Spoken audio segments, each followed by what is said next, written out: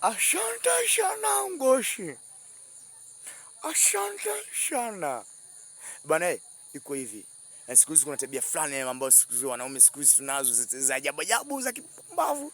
Sijajua zimeanza zamani au zimeanza sasa hivi yani. Akipita tu mdada tu, utasikia oya mwanangu. Oya. Oya. Oya.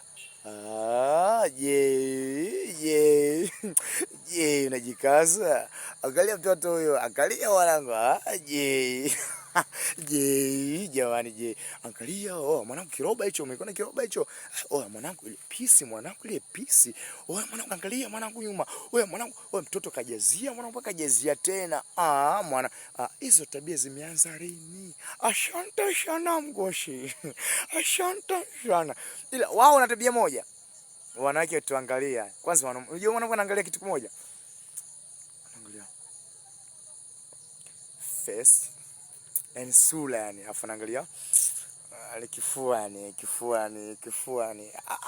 Mwanamke ana tabia kuangalia nyuma wewe, au kuangalia nini, kuangalia nyuma. Mwanamke anakuangalia wewe, sura yani, baby face yani.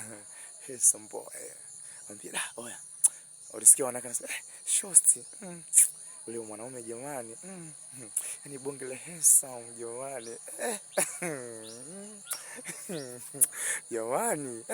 Asante sana Ngoshi. Asante sana. Yaani sisi hizo tabia za kurupuka kuangalia wanawake nyuma. Tabia mbaya sana. Msifanye hivyo wanaume jamani. Msifanye hivyo. Mbona wanawake watu angalia sisi nyuma, wanaangalia kifua tu yani. Wewe nini wewe? Asante sana Ngoshi.